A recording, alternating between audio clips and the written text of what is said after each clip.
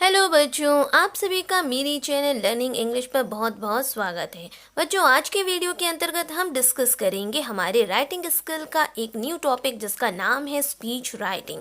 बच्चों, जैसे कि आप सभी को पता है कि इस वर्ष हमारे ब्लूप्रिंट में काफ़ी चेंजेस किए गए हैं और जैसे आपको ये भी पता होगा कि इस वर्ष आपके जो ब्लूप्रिंट है उसे 3 यूनिट्स में पूरा डिवाइड कर दिया गया है और एनालिटिकल क्वेश्चंस के अंतर्गत हमें टॉपिक दिए गए हैं स्पीच राइटिंग और अदर सो मैनी टॉपिक्स दिए गए हैं। तो बच्चों, उसी के अंतर्गत आज हम डिस्कस करेंगे स्पीच राइटिंग। और क्योंकि ये हमारे ब्लूप्रिंट में क्लासेस 12 में मेंशन किया गया है, इसीलिए हमें इसे बहुत अच्छे से समझने की आवश्यकता है, क्योंकि यदि एग्जाम पर ये हमसे पूछा जाए तो हमें बहुत अच्छे से इसे सॉल्व करना है, बहुत अच्छे से हमें जो है स्पीच राइटिंग करते बनना चाहिए। तो चलिए बच्चों, अब हम समझते हैं कि एक्चुअली में स्पीच राइटिंग होता क्या है। तो बच्चों, यहाँ पर हमने इसकी मीनिंग को तैयार कर रखा है, तो चलिए अब हम समझते हैं कि स्पीच राइटिंग क्या होता है और हमें इसे कैसे करना है। यहाँ पे बच्चों दिया हुआ है, a speech is a formal talk that a person delivers to his audience. यानी कि स्पीच राइटिंग, जैसे कि आप स्पीच शब्द को समझ सकते हैं, स्पीच होता है भाषण। अब जब हम किसी भाषण को जब भी डिलीवर करते हैं तो वो हम किसी न किसी ऑडियंस को के लिए ही करते हैं। उस समय हमारे सामने कोई ना कोई ऑडियंस रहती है जिसको हम जो है एज अ स्पीच जो है उसे उनके सामने प्रेजेंट करते हैं और वह उस पर अपनी प्रतिक्रिया देते हैं, उसको समझते हैं, उनके उनके भाव को, सारी चीज़ों को वो जो है ऑब्जर्व करते हैं और उसके माध्यम से हम अपने मैसेज को भी आम ऑडियंस तक रखते हैं जो हमारे खुद के ओपिनियन होते हैं।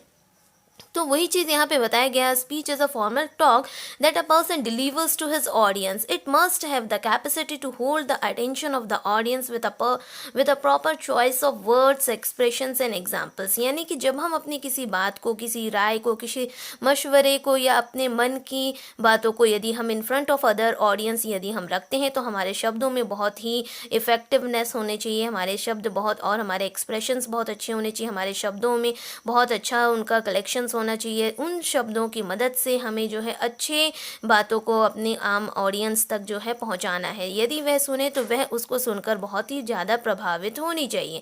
तो वह प्रभावित तभी होगी जब हमने proper choice of words, expressions plus examples किए होंगे।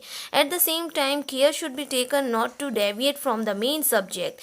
और ये भी हमें ध्यान रखना है कि जिस विषय बिंदु पर हम अपने भाषण को वहाँ पर डिलीवर कर रहे हैं, जिस बात को हम वहाँ पे रख रहे हैं, वो हमारा रिलेटेड टू द टॉपिक हो। हमें टॉपिक से हटकर अन्य बातों को ज़्यादा डिस्कस नहीं करना है। You must keep in mind that it is a speech and you need to begin the draft with addressing the audience and conclusion should be with a sentence thanking the audience। यानी कि जब हम अपनी speech को तैयार करते हैं तो स्पीच को तैयार करने के लिए हमें एक बहुत अच्छी ड्राफ्टिंग करनी होती है, उसमें जो है हमें संबोधन करना बहुत ही ज़रूरी होता है। इसीलिए यहाँ पे लिखा है draft with the addressing the audience, यानी कि ऑडियंस को एड्रेसिंग करना, उन्हें संबोधन देना बहुत ही आवश्यक पार्ट होता है स्पीच राइटिंग का। क्योंकि स्पीच एक भाषण होती है और भाषण को अधिकतर सुना जाता है। भाषण हम कभी भी लिखकर किसी को नहीं बताते हैं, हम जो है ऑडियंस के सामने उसे बोलते हैं और ऑडियंस जो होती है उसे सुनती है,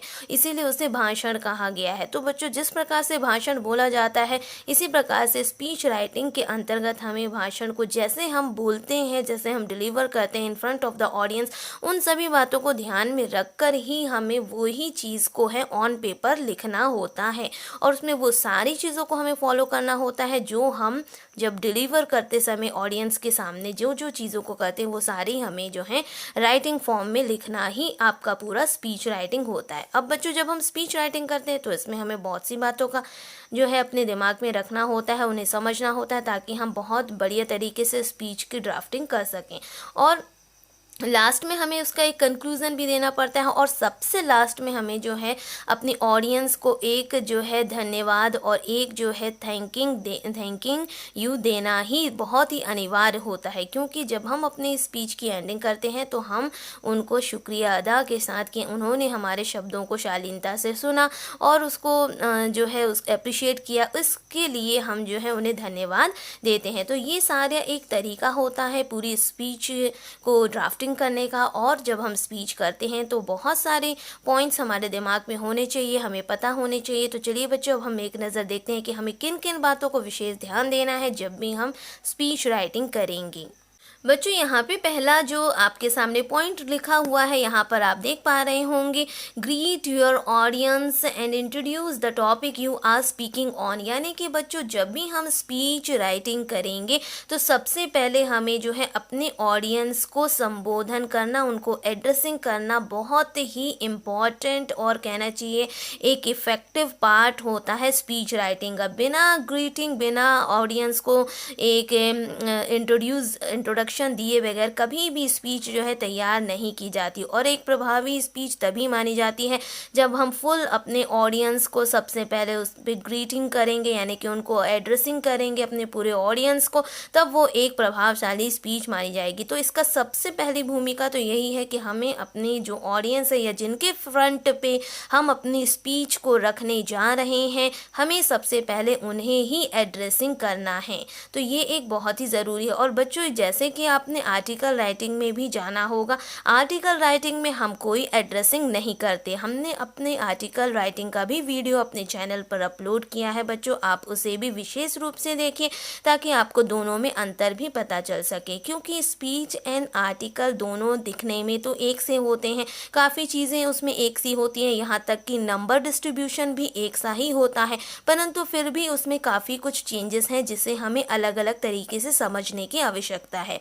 क्योंकि जब हम आर्टिकल राइटिंग करते हैं तो उसमें जो टॉपिक दिया होता है, हम उसके जस्ट नीचे जो है हमारे जो राइटर होते हैं आर्टिकल के, हम उसके नाम को प्रेजेंट करते हैं, वहाँ पर लिखते हैं। परंतु ऐसा कुछ भी चीज़ हमें जो है स्पीच में नहीं करना होता। वहीं हम देखें तो आर्टिकल में हमें पीपल को या ऑडियंस को एड्रेसिंग करने की आवश्यकता नहीं होती है, परंतु जब हम स्पीच राइटिंग करते हैं तो हमें अपने ऑडियंस को एड्रेसिंग करना बहुत ही ज़रूरी होता है। परंतु हम वहाँ पर टॉप पर बाय करके अपने नेम को मेंशन नहीं करते। नेम को मेंशन करने का तरीका वहाँ पे दूसरा होता है। और वहीं यदि हम हिंदी अर्थों में समझें तो आर्टिकल जो होता है, लेख होता है, उसे हमेशा लिखा जाता है और लिख कर पढ़ कर ही समझा जाता है। परंतु स्पीच जो होता है भाषण होता है, और भाषण जो है हमेशा सुना जाता है लोगों के सामने, जब लोग सुन रहे हो तभी भाषण को जो है अधिकतर कहा जाता है। तो ये कुछ ऐसे अंतर हैं बच्चों जो थोड़े से स्लाइटली चेंजेस हैं, बाकी काफ़ी चीज़ें इसकी सिमिलर भी हैं। तो हमें उन सारी चीज़ों को बहुत अच्छे से समझने की आवश्यकता है।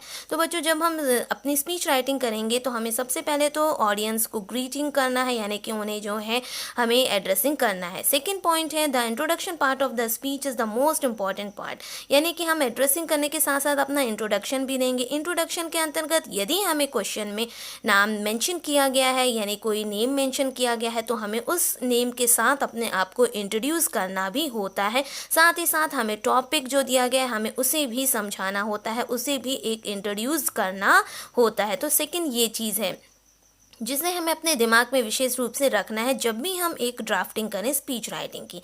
उसके बाद है थर्ड पॉइंट में, it is this part which decides the impact of the speech, यानी कि जब हम इंट्रोडक्शन करेंगे तो ये एक वही पार्ट होता है जो ये जो है पूरी तरीके से निश्चय करता है, निर्णय करता है कि क्या प्रभाव पड़ेगा आपकी स्पीच का। यदि आपका उसकी जो शुरुआत है वो बहुत ही स्ट्रॉन्ग होनी चाहिए, और इसी प्रकार से उसका जिस प्रकार से शुरुआत होगी उतना ही ज़्यादा प्रभावी आपकी स्पीच तैयार होगी।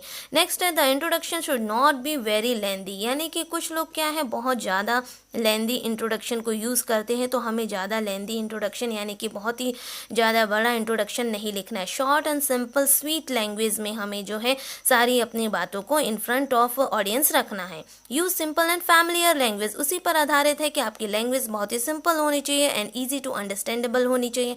किसी के सामने आप बोलें तो एकदम सरल शब्दों का प्रयोग करते हुए बोलें ताकि सामने वाला उसको बहुत अच्छे से ग्रैब कर सके।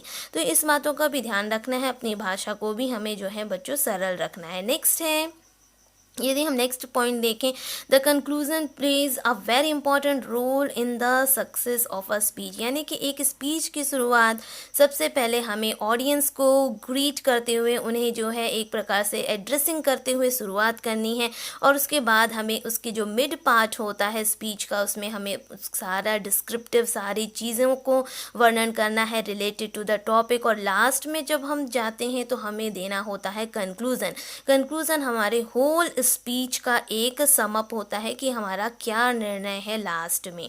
और give your own conclusion on the topic in a telling manner, यानी कि हमें स्वयं अपनी राय को एक कंक्लूजन के रूप में वहाँ पर रखना होता है कि हम क्या कंक्लूड कर रहे हैं, जितना हमने कहा, जितना हमने लोगों को सुनाया, उस आधार पर हम किस निष्कर्ष पर पहुँचे हैं या किस निर्णय पर लास्ट पर पहुँचे हैं, या कौन सी ऐसी बात है जिसे हम अंत पे रखना चाहते हैं अपने सेल्फ के द्वारा। तो वो सारी चीज़ों को हमें सोच कर, दिमाग में रख कर हमें जो है अपनी स्पीच में उसे रखना होता है। और एकदम लास्ट में जब हमारी स्पीच जो है पूरी तरीके से एंडिंग मोड पर आ जाती है, तब हम लास्ट में एक वर्ड यूज़ करते हैं जिसका नाम है थैंक यू। तो ये लास्ट वर्ड हमारा स्पीच का रहता है, क्योंकि जब हम सपोज़ मंच पर जाते हैं तो हम जब अपनी बातों को क्लोज करते हैं तो हम उनका धन्यवाद या शुक्रिया अदा करते हैं। और इसीलिए हमें भी, क्योंकि हम भाषण यहाँ पर लिख रहे हैं, तो भाषण में जिस प्रकार से हमने शुरू में संबोधन दिया था, तो अंत में हमें उनको हमें सुनने के लिए एक शुक्रिया अदा करना भी ज़रूरी होता है, इसीलिए लास्ट में हम लिखते हैं थैंक यू। तो बच्चों, इस प्रकार से इन सारी बातों को हमें रिमेंबर करना है ताकि हम बहुत अच्छे से अपनी स्पीच की ड्राफ्टिंग कर सकें। अब बच्चों, हम देख लेते हैं कि फटाफट हमारा फॉर्मेट क्या होना चाहिए एक स्पीच को तैयार करने के लिए। तो चलो बच्चों, देखते हैं कि फॉर्मेट क्या है। बच्चों, स्पीच राइटिंग का जो फॉर्मेट है वो ओवरऑल कुछ इस प्रकार से तैयार किया गया है। इसमें हमें कई बातों को दिमाग में रखना है, तभी हम एक अच्छी स्पीच राइटिंग कर सकते हैं। तो बच्चों, सबसे पहले फॉर्मेट में जो ध्यान देना है वो होता है हमारा टाइटल। वैसे तो टाइटल जो है ऑलवेज क्वेश्चन में आपको दिया ही होता है, तो जो भी क्वेश्चन में आपको स्पीच राइटिंग के अंतर्गत टाइटल दिया गया है, हमें उसी टाइटल को जो है इन बिटवीन द पेज, जहाँ पर जिस एरिया को हमने स्पेसिफाई किया है अपनी स्पीच राइटिंग को करने के लिए, हमें वहाँ पर उसे जो है बहुत ही सुंदर एज अ टाइटल फॉर्म, यानी कि जिस प्रकार से हमें टाइटल लिखना है, हमें उस प्रकार से उसे जो है at the centre of the page बहुत अच्छे से टाइटल के जैसे उसे लिख देना है। और टाइटल हमें वही लिखना है जो हमें क्वेश्चन में प्रोवाइड किया गया है, और आपको क्वेश्चन में टाइटल डेफिनेटली वहाँ पर दिया ही जाता है। और जब आप टाइटल लिखेंगे तो आपके टाइटल, यदि आप सेल्फ सजेस्ट कर रहे हैं, तो आपकी जो एक तो टाइटल जब भी आप लिखें तो टाइटल बहुत ही आई कैचिव होना चाहिए, बहुत ही अट्रैक्टिव होना चाहिए, बहुत ही ज़्यादा इफ़ेक्टिव होना चाहिए, और वन टाइम में ही ऑडियंस को जो है प्रभावित करने वाला होना चाहिए, बहुत ही अट्रैक्टिव वाला आपका टाइटल वहाँ पे होना चाहिए। क्योंकि यदि आपकी जो स्टार्टिंग बहुत ही प्रभावशाली होगी तो जितनी भी ऑडियंस है वो वहाँ पर टिकेगी, आपकी स्पीच को पूरे तरीके से कंप्लीट होने तक वो आपके साथ जो है बनी रहेगी और बहुत ही शालीनता से आपकी स्पीच को सुनेगी। और यदि आपकी जो स्टार्टिंग है वो बहुत ही बोरिंग होगी, इफेक्टिव नहीं होगी, और आपका जो टॉपिक है वो भी इंटरेस्टिंग नहीं होगा, या इंटरेस्टिंग होने के हो है, मतलब इंटरेस्टिंग है परंतु आपने इफेक्टिव तरीके से उसे नहीं कहा है, तो कोई भी ऑडियंस जो है उसमें रुचि नहीं लेगी और उसमें कोई भी इंटरेस्ट डेवलप नहीं करेगी। तो इसके लिए बहुत ज़रूरी है कि आपका टाइटल बहुत ही जो है इफ़ेक्टिव होना चाहिए, ताकि हर ऑडियंस जैसे ही उसके सामने टाइटल आए तो वह उसके दिमाग पे सबसे पहले एक इफ़ेक्टिवनेस लाए कि हाँ, ये कुछ दमदार टॉपिक है और इसे तो विशेष रूप से हमें जानना ही होगा कि एक्चुअली में क्या है। अब टॉपिक आपका 4 से 5 वर्ड्स में होना चाहिए। टॉपिक हमारा टाइटल जो है टाइटल के जैसा होना चाहिए, आई कैचिव होना चाहिए, और बहुत ही अच्छी तरीके से सेंटर ऑफ द पेज में हमें टाइटल को लिख देना है। टाइटल ही यहाँ पे हेडिंग का रोल प्ले कर रही है। उसके बाद है नेक्स्ट हमारा ओपनिंग लाइंस। जब हमारा टाइटल कवर हो जाएगा तो टाइटल कवर करने के बाद जो हमें नेक्स्ट जो है ध्यान देना होता है वो हमारा जो आपका जो फर्स्ट बिगनिंग पैराग्राफ होगा, उस पैराग्राफ में हमें जो है एड्रेसिंग करना रहता है अपने पूरे ऑडियंस को। तो एड्रेसिंग करने के लिए भी हमें सारी बातों को ध्यान रखना है कि हमें अपने किन किन ऑनरेबल हमारे जजेस हैं, प्रिंसिपल हैं, हमें उन्हें एक सैल्यूट करना है, उन्हें एड्रेसिंग करना है, संबोधन करने के साथ साथ उन्हें ऑनर देते हुए उन्हें संबोधित करते जाना है। तो इस प्रकार से आपका फर्स्ट पैराग्राफ तैयार होगा। और उसके बाद आपको यदि उस क्वेश्चन में आपके कुछ नेम दिया है कि आप you are so and so, तो उस नेम को हमें यूज़ करना है। उस नेम से हमें जो है अपना इंट्रोडक्शन भी वहाँ पर देना है ऑन राइटिंग। तो ये बातों को ध्यान में रखकर हमारा ओपनिंग लाइंस यानी कि हमारा फर्स्ट पैराग्राफ तैयार होता है। इन सब चीज़ों को लिखने में ही आपका फर्स्ट पैराग्राफ तैयार हो जाएगा। यदि आपने जो है एक अच्छे से एड्रेसिंग करी है और उसके साथ साथ आपने अच्छा इंट्रोडक्शन रखा है तो आपका फर्स्ट पैराग्राफ बहुत अच्छे से तैयार हो जाएगा। और उसके बाद है main body of the speech. Main body of the speech writing के अंतर्गत हमें जो टॉपिक हमने यहाँ पे रखा है, इस टॉपिक से रिलेटेड सारी बातों को हमें अपने यहाँ पर मेन कंटेंट में समझाना है। यानी कि इस एरिया में हमें अपनी उन बातों को रखना है जिस टॉपिक पर हम चर्चा कर रहे हैं, जिस टॉपिक पर हम अपनी ऑडियंस के सामने अपनी बातों को रख रहे हैं। तो उन सब बातों को हमें इस पैराग्राफ के अंतर्गत रखना है। यहाँ पे हम डिटेल्स कर सकते हैं, परंतु हमें बहुत ही अच्छे सुंदर शब्दों को यूज़ करके सुंदर सेंटेंस डेवलप करने हैं और सुंदर सेंटेंस के साथ ही हमारा सुंदर पैराग्राफ यहाँ पे तैयार होना चाहिए। उस पैराग्राफ को तैयार करने के लिए हमें बहुत अच्छे वाले शब्द यूज़ करनी है। भाषा हमारी सरल होनी चाहिए, सिंपल होनी चाहिए, क्लियर होनी चाहिए और ईजी टू अंडरस्टैंड भी होनी चाहिए। इन सब बातों को रखकर सरल शब्दों में हमें अपनी बातों को ऑडियंस तक पहुंचाना है इस पैराग्राफ के अंतर्गत। अब बच्चों आगे देखते हैं कि जब हम अपने पैराग्राफ को बहुत अच्छे से यहाँ पे डेवलप कर लेंगे, उसके बाद है कंक्लूडिंग पैराग्राफ। यानी कि ये हमारा जो है एट लास्ट हम जो एक पैराग्राफ तैयार करते हैं पूरा निष्कर्ष वाला, कि हमने जिस बातों पर अपनी चर्चा रखी तो उसका क्या ओवरऑल निष्कर्ष निकला, जो हम 5 मिनट से या 2 मिनट से ऑडियंस को इतने देर से भाषण दे रहे हैं, अपनी सारी बातों को, स्पीच को जो है डिलीवर करते जा रहे हैं, तो उसका ओवरऑल क्या एक उद्देश्य है, क्या उसका पूरा एक सजेशन है, आपके ओन व्यूज़ में हमें जो है यहाँ पर प्रेजेंट करना होता है।